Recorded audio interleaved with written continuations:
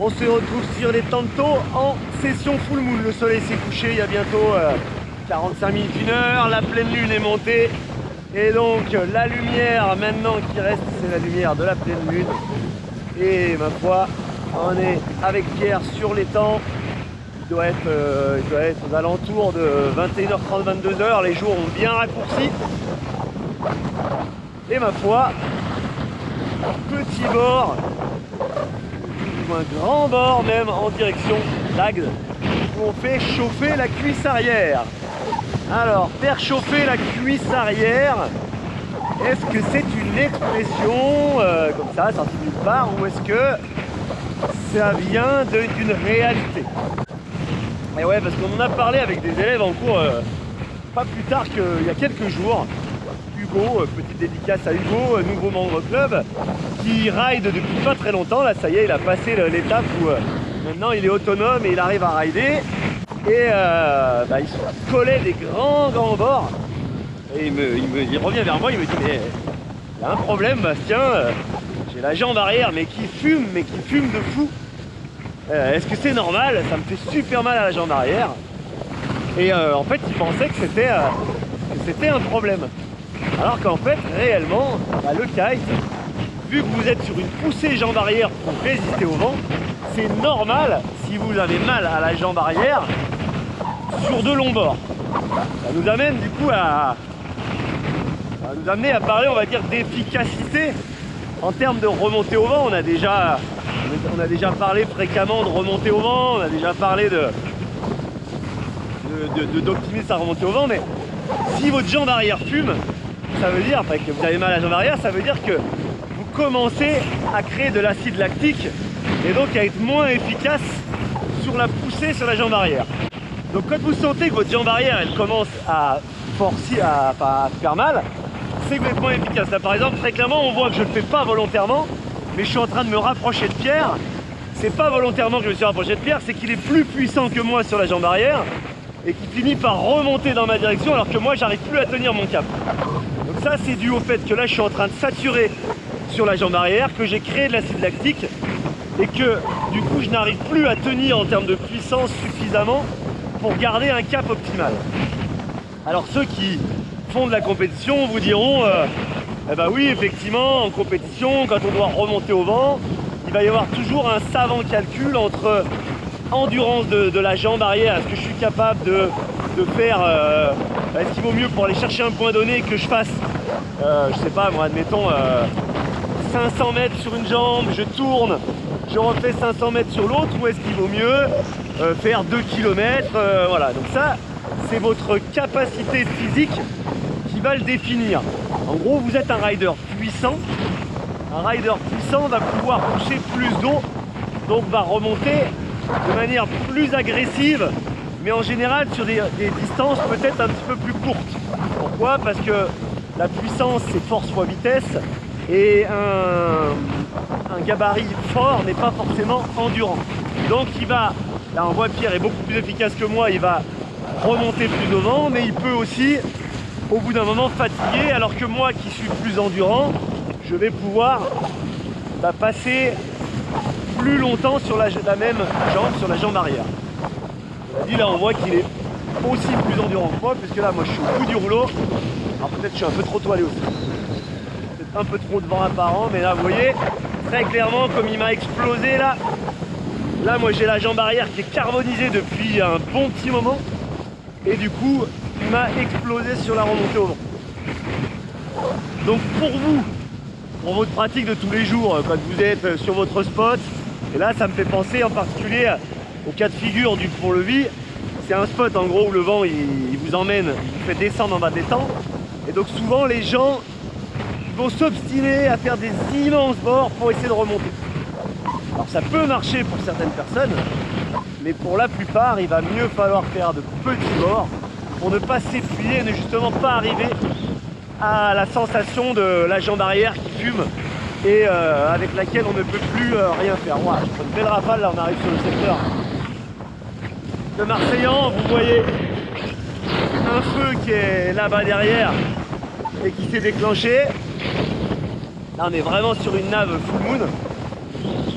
Alors là par exemple, voilà, est-ce que je décide, si je veux aller jusqu'à Agde, il reste une dizaine de kilomètres, est-ce que je décide d'y aller en un seul bord, mais là je risque de souffrir, ou est-ce que je décide de temps en temps de changer de direction, pour simplement permettre à ma jambe, qui est donc sur un effort concentrique, c'est-à-dire qu'elle est pliée et que le muscle est raccourci, et bien le simple fait de changer de direction, ça va permettre à ma jambe de se détendre, de stopper l'effort concentrique, de récupérer un petit peu, de faire partir un peu d'acide lactique via le sang, et donc d'être de nouveau un peu plus efficace juste après quand je vais repartir sur le bon bord. Donc là vous voyez, bon, je commence à peu près encaisser, donc j'arrive à tenir. C'est vrai que ça se met à chauffer vraiment dans la cuisse arrière. Alors après, est-ce qu'il y a une manière de faire que ça chauffe moins? Oui, déjà, hydratez-vous fréquemment pendant votre session kite. Ça va vous permettre de mieux nettoyer l'acide lactique qui se crée dans la jambe et donc de récupérer plus facilement entre chaque bord. La deuxième chose, c'est la position. Plus vous allez adopter une position relâchée, moins votre muscle va être contraint de manière concentrique, plus votre muscle va être allongé et produire un effort allongé, plus il va, moins il va créer d'acide lactique, et donc plus vous allez récupérer facilement et plus vous allez être efficace, moins la jambe arrière va chauffer. Alors, je ne sais pas si vous voyez encore quelque chose, on est en train d'arriver au niveau du domaine du Listel. Pierre nous fait un petit saut. On arrive au niveau du domaine du Listel, donc là on est en direction de Frontignan. On voit au loin, mais j'ai aucune idée de ce que vous pouvez voir et de la lumière que vous avez. On voit le Cap d'Agde avec les manèges. Enfin non, c'est même pas le Cap d'Agde, là c'est encore c'est Marseille en plage avec les manèges de Marseille en plage. Et puis le Mont Saint-Loup, Marseille en village. Ici et donc là le domaine du Listel qui fait du vin local, un vin de sable, donc avec des vignes qui sont sur le lido, ce banc de sable qui sépare la mer de l'étang. Voilà. Bon bah écoutez, j'en ai fini pour mon sujet jambe arrière qui fume. Là je suis sur on va dire la jambe sur laquelle je suis la moins à l'aise et surtout qui demande le plus d'effort, vu qu'on a un petit peu d'angle dans le vent, qui nous oblige à forcer sur la jambe arrière pour rester au vent et pour rester proche du vent de sable. Sur le retour, ça sera déjà beaucoup plus agréable parce qu'on va faire un retour qui sera quasiment travers. Alors, quelques piquets là qui dépassent dans les temps. Alors je sais pas combien de temps on va mettre si on va jusqu'à Marseillan. Là je vois que Pierre il est parti. Donc on va voir si on y arrive, on va voir si le vent reste correct, si le vent tourne. Là on a un petit changement de vent peut-être.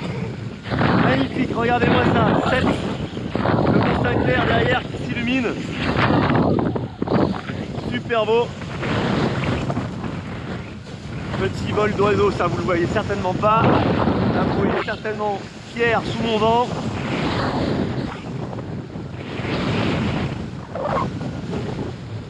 Là on arrive, je reconnais bien l'endroit, la pointe, qu'on appelle la pointe aux chasseurs, juste en face de l'aile de Pierre. Vous avez en fait des cabanes de chasse au canard. D'ailleurs, je suis en train de réaliser maintenant qu'on n'est pas loin de la période de la chasse au canard.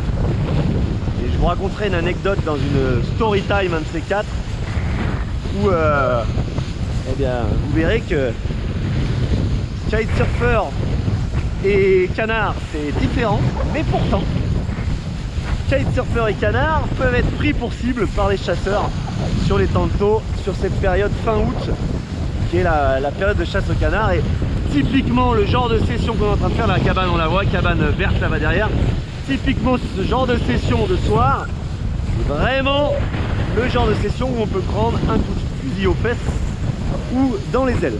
Ah, il y a des ratés. Bref, Marseillan me paraît toujours aussi loin. Je sais pas si c'est marrant, j'ai l'impression qu'on navigue depuis des heures, j'ai mal à la cuisse arrière,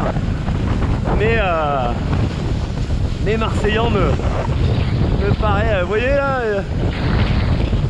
j'ai repris du terrain par rapport à Pierre qui est pile dans l'axe de la Full Moon. Et là on va dire que j'ai la jambe qui a tellement fumé que je suis un peu, j'ai les endorphines qui se mettent en place, je sens plus rien, je maintiens ma position, je commence à avoir un petit point sous le sous le l'ischio-jambier avant, qui commence à tirer un petit peu. Alors là il y a une démarcation qui ne me plaît pas trop en fait, juste devant, donc on se méfie, j'ai peur que ça soit en fait tout simplement l'arrêt du vent ou le vent qui tourne, parce que là on se rend pas compte, on est en kite. Et là je pense que pour retourner à 7 à pied, on en aurait pour 2-3 heures. Facile. Donc on va voir ce que c'est, mais vous le voyez peut-être pas à la caméra, mais il y a une démarcation là très claire devant. Donc est-ce qu'il s'agit d'eau peu profonde, est-ce qu'il s'agit d'un changement? Bon bah si t'as regardé jusque là, c'est que t'es un vrai, tu peux le mettre en commentaire. Je suis un vrai glissou. Bon, je te reprends en caméra studio parce que les caméras ont lâché, hein, tout simplement. En pleine nuit, ça n'arrivait plus à filmer. On est rentré, on est vivant, on a donc été jusqu'à Marseillan. Il a fallu quoi, 25 minutes pour y aller, 25 minutes pour revenir. Bien entendu, petit message, c'est pour ça que je vous reprends en fin de vidéo, ce n'est pas à faire. Je vous ai parlé dans la vidéo d'hier des nouvelles réglementations. On n'a pas le droit de naviguer une demi-heure, enfin il faut s'arrêter une demi-heure avant le crépuscule. Mais bon voilà, c'était top, la pleine lune. Après voilà, les dangers tels que je disais ne sont pas forcément ceux qu'on croit. On pourrait se dire oui, bah là ce qui était dangereux c'était de naviguer de nuit ou pas. Non, il faut aussi penser aux autres utilisateurs. Voilà, le danger ça peut venir d'un bateau qui circulerait sur les tantaux alors qu'il n'a pas à le faire. Et comme nous, on est en train de naviguer alors qu'on n'a pas à le faire, c'est là qu'il peut y avoir danger. Ou l'exemple du chasseur, c'est déjà arrivé, le chasseur qui tire sur le kitesurf. Voilà, on n'est pas censé être là et du coup le mec, par surprise, il sait pas trop ce qu'il voit, il est fixé sur le ciel, il voit un truc, il tire. Bref, ça peut mal tourner. Cela dit, je regrette pas, c'était une super session, un super moment de partage, on s'est éclaté. Donc écoutez, soyez prudents, mais comme je dis souvent, profitez. Et oui, parce que life is a beach, alors on se prend pas la tête et on en profite. À très bientôt pour une prochaine vidéo. Ciao!